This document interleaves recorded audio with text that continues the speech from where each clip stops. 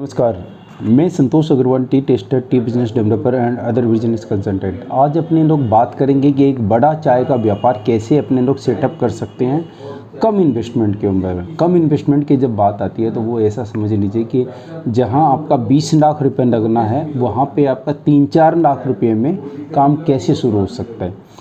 तो सबसे पहले आता है सेल्स का डिपार्टमेंट। सेल्स डिपार्टमेंट में पहले आपको ये देखना है कि आप जिस मार्केट के अंदर में मटेरियल दोगे वो मार्केट कौन सा है, आपके कस्टमर कौन सा है, आपका कस्टमर कितनी चाय आपसे लेगा, वो पैकिंग में लेगा या लूज में लेगा।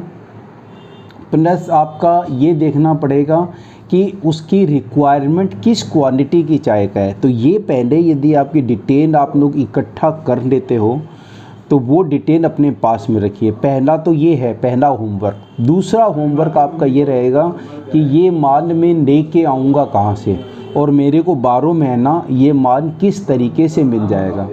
तो चाय के व्यापार में सबसे बड़ी बात जो होती है चाय की पहचान।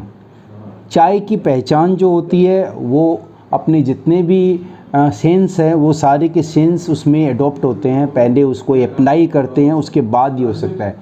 जैसे कि आँख से अपने को ये देखनी है कि चाय की कटिंग कैसी है, फाइब्रिस है या क्लियर कट है, हाई ग्रोन की चाय है या लोअर की चाय है, इस तरीके से आपकी ये होगी। दूसरी बात आती है मुंह की, जिसमें टेस्ट करना होता है चाय को। टेस्ट करके आपको पता चलता है कि ये कड़क चाय है या जस्ट नॉर्मल चाय है, फ्लैट चाय है या फिर तीखी चाय है या आपको चाय पी के मुंह ख़राब हो जा रहा है। तो एक सेंस आपका ये आ गया। तीसरा आता है सुगंध का। तो सुगंध के ऊपर में आपको ये देखना होता है कि चाय के अंदर में गंध आ रही है या सुगंध आ रही है, क्योंकि चाय है एग्रो प्रोडक्ट। एग्रो प्रोडक्ट यदि सही ढंग से संभाल के नहीं रखा जाए तो वो प्रोडक्ट ख़राब हो जाता है, या फिर ख़राब ही नहीं होता है, वो मन इस लायक हो जाता है कि आपको फेंकना ही पड़ेगा, फेंकने के भी पैसे देने पड़ेंगे। तो चाय के व्यापार में भी ऐसा ही है। लेकिन आप यदि सही ढंग से रखते हैं उसको तो आपको बहुत अच्छी कमाई देके जाएगा। तो सबसे बाद में सेकंड जो आपका प्रोग्राम है कि आप परचेज़ कैसे करोगे, कितनी क्वांटिटी आप परचेज़ करोगे और किस क्वालिटी की परचेज़ करोगे, कौन कौन सी चाय आप परचेज़ करोगे तो आपका धंधा बनेगा, राइट। तो ये एक होमवर्क है, इसको अपने लोग साइड में करते हैं। ये भी एक बड़ा पार्ट है जहाँ पे भी आपका इन्वेस्टमेंट लगेगा और आपका सेल्स डिपार्टमेंट है वो भी एक आपका बड़ा पार्ट है। तीसरी बात जो देखनी है अपने लोग को वो ये देखनी है कि अपने लोग का डिस्ट्रीब्यूशन चैनल कैसा होगा। मैं खुद जाऊँगा चाय देने के लिए या फिर किसी स्टाफ को रखूँगा या फिर गाड़ी रखूँगा चाय को देने के लिए, कोई डिस्ट्रीब्यूटर को रखूँगा, C&F को रखूँगा, सुपर स्टॉकिस्ट रखूँगा, किस ढंग से रखूँगा।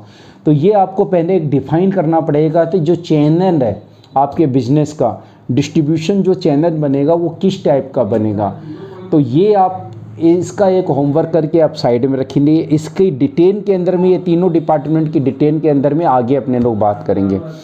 चौथा डिपार्टमेंट जो आपका आता है वो डिपार्टमेंट आता है फाइनेंस का, कि एग्जैक्ट ये सारे कर देने के बाद में आपको पैसे की कितनी ज़रूरत पड़ेगी, आपके कस्टमर के पास कितना उधार छोड़ोगे, आपके घर में कितना स्टॉक रखोगे, आप परचेज़ जब करने जाओगे तो एक बार में कितना आपको परचेज़ के लिए बिल देना पड़ेगा, कितना आपका कैरिंग कॉस्ट रहेगा, पैकिंग मटेरियल कितने रुपये का आप लेंगे, ये सारी की सारी चीज़ें। उसके बाद में आपको ये डिसाइड करना पड़ेगा कि आपके गोडाउन की रेंट कितनी रहेगी, ऑफिस की रेंट कैसी रहेगी, गाड़ियों का भाड़ा कितना रहेगा, पेट्रोल कितना लगेगा, डीजल कितना लगेगा, टेलीफोन का खर्चा कर रहे हैं। ये आपके सारे के सारे खर्चे हैं वो आपको देखने पड़ेंगे कि मेरे को कितने दिन तक अपनी पॉकेट से ये खर्चे लगाने हैं और कितने दिन बाद में मेरे पास आने होंगे। इस डिपार्टमेंट को भी अपने साइड में रखते हैं, ओके। उसके बाद में अपना जो डिपार्टमेंट आता है वो आ जाता है कि बिजनेस के मॉडल का। ये सबसे बड़ा वाइटल पॉइंट है आपका। बिजनेस का मॉडल डिफाइन करता है कि आपका इन्वेस्टमेंट कितना लगेगा, आपके मेन पावर कितने लगेंगे, आपका कितना उसके अंदर कंट्रीब्यूशन रहेगा, आप कितना काम करोगे, स्टाफ कितना काम करेगा और आपका काम धंधा कितना बड़ा होगा। तो ये बिज़नेस मॉडल के ऊपर में डिपेंड करेगा। इसको भी अपने लोग डिटेल के अंदर में दूसरे एक सीरीज के अंदर में ही अपने लोग डिफाइन करेंगे। फिर बाद में आपका एक डिपार्टमेंट आता है आपका अपना डेवलपमेंट का। आपको नॉलेज कितना है, किस जगह का नॉलेज है आपको, वो आपको काम देगा। आपको आसाम का नॉलेज है आप तो आप परचेज बेटर वे में कर सकते हो। सिल्लीगुड़ी का नॉलेज है तो आप वहाँ पे पहुँच सकते हो। प्रोडक्ट का यदि नॉलेज है तो आप चीज़ों को अच्छे ढंग से खरीद सकते हो, उसको पहचान सकते हो, जान सकते हो। आपको मार्केटिंग का नॉलेज है तो आप अपने कस्टमर को बेटर वे में अप्रोच कर सकते हो। आपको डिस्ट्रीब्यूशन का नॉलेज है तो आप अपना मटेरियल को बेटर वे में वहाँ पहुँचा सकते हो। आपको पैकिंग का नॉलेज है तो आप बेटर वे में उसको पैकिंग बेटर वे में कर सकते हो।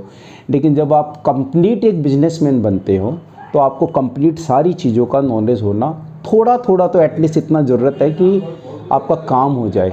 तो ये एक पॉइंट है, इसको भी अपने लोग साइड में रखते हैं कि आपके पास यदि नॉलेज नहीं है, आपका यदि स्किल उतना डेवलप नहीं है तो उस स्किल को कैसे डेवलप करेंगे, किस तरीके से करेंगे। तो इस डिपार्टमेंट को भी एक बार साइड में रखते हैं खुद को, जो कि सबसे बड़ा एक पॉइंट है। फिर बाद में एक डिपार्टमेंट आता है, वो ये डिपार्टमेंट आता है कि सर्वे करके पता करना है कि आपकी मार्केट की साइज़ कितनी बड़ी है, आप कहाँ तक पहुँच सकते हो, आपकी अप्रोच कितनी बड़ी है, आपकी पहुँच कहाँ तक है। अप्रोच मार्केट साइज़ का मतलब ये है कि आप यदि एक किसी गांव से बिलोंग करते हो और आपके 100 किलोमीटर तक भी यदि आप चले जाते हो तो आपको उतनी बड़ी एरिया नहीं मिलेगी जितनी एक शहर के अंदर में यदि 5 किलोमीटर भी आप चले जाते हो तो आपको एक उतनी बड़ी एरिया मिल जाती है। तो ये सबसे बड़ा उसके अंदर में रहता है कि आपका खर्चा कितने किलो पे कितना रुपया पड़ेगा, ये आपको डिसाइड करना होता है। तो आपकी मार्केट साइज डिफाइन करती है हर चीज़ को। आपको माल कितना ख़रीदना है, आपको गोडाउन कितनी बड़ी लेनी है, आपको ऑफिस कितनी बड़ी लेनी है, आपको मेन पावर कितना रखना है, आपका नॉलेज कितना होना चाहिए, आपके पैकिंग मटेरियल कितने होंगे, आपकी मशीनरीज कितनी बड़ी रहेंगी। तो ये सारी की सारी डिपेंड करेगी मार्केट साइज के ऊपर में।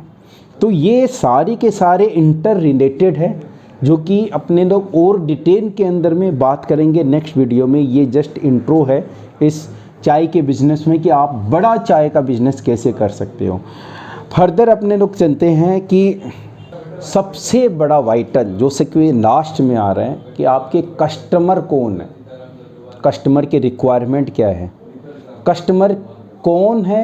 इट मीन्स चाय के व्यापार के अंदर में आपके 4 तरीके के कस्टमर होते हैं। आपकी चाय की दुकान वाले, अच्छी होटल वाले, फैमिली डायरेक्ट, ग्रोसरी शॉप, ये सारे के सारे 4 आपके सैंपल है। 4 बड़े कस्टमर हैं जो कि आपको ये देखना है कि किनको चाय देना है। आपका प्रॉफिट भी उसी के ऊपर डिपेंड करेगा, आपका कस्टमर के ऊपर में, कि आपका कस्टमर बहुत ज़्यादा सताने वाला है या इजी वे में आपको पैसा देने वाला है, बहुत जल्दी सेटिस्फाई होने वाला है या बार बार में कंप्लेन करने वाला है, आपका पैसा बहुत जल्दी देने वाला है या बहुत दिन बाद में देने वाला है। तो आपके कस्टमर के ऊपर में ये डिपेंड करेगा कि उसकी रिक्वायरमेंट आप बेटर वे में कैसे फुलफिल कर पाते हो, उसकी प्रॉब्लम को सॉल्व कर पाते हो, तो आपका धंधा होना निश्चित है। यदि आप नहीं कर पाते हो तो डेफिनेटली आपका धंधा कहीं भी नहीं चलने वाला है। जैसे कि बड़े बड़े एग्जाम्पल है अपने मार्केट के अंदर में जिन्होंने बहुत बड़ा इन्वेस्टमेंट किया फिर भी वो फेल हो गए। जैसे कि अपने लोग देख सकते हैं विजय माल्या जो कि किंग्स एयरलाइंस के अंदर फेल हो गए, जबकि किंग फिशर के अंदर में जो उनका पानी था वो बहुत ज़्यादा सक्सेस है। उसी हिसाब के से आप देखो तो रतन टाटा हैं, वो पोर्ट को चलाने में फेल हो गए उड़ीसा में, जबकि अडानी उसी पोर्ट में सक्सेस हो गया।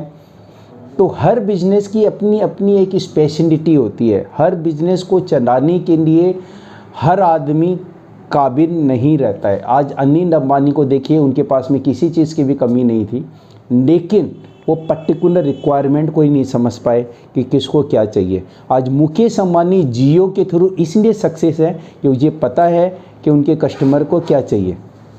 ये सारी की सारी चीज़ें डिपेंड करती है, सारे डिपार्टमेंट ये डिसाइड करते हैं कि आपका बिजनेस सक्सेस होगा। तो ये सारे वर्क फ्लो जो हैं, काम के जो फ्लो हैं, वो किस तरीके से आगे बढ़ेंगे, किस तरीके से होंगे, आगे की सीरीज़ में अपने लोग देखेंगे सारे के सारे एपिसोड के अंदर में 1 बाय 1 को। और आपको चाय से रिलेटेड जितनी भी नॉलेज चाहिए, हमारी पुरानी वीडियो बने हुए हैं और नए फिर से वीडियो आएंगे, क्योंकि नया अभी साल स्टार्ट होने जा रहा है और नया साल के अंदर में अपने लोग एक रीस्टार्ट करेंगे पूरे के पूरे बिज़नेस को। आप सबको नए वर्ष की, चाय के नए वर्ष की बहुत बहुत शुभकामनाएं। Thank you very much. आपको यदि ये वीडियो अच्छा लगा हो, आप लाइक कर सकते हैं, शेयर कर सकते हैं और सब्सक्राइब ज़रूर करिए चैनल को कि किस तरीके से चाय का व्यापार होगा। Thank you very much.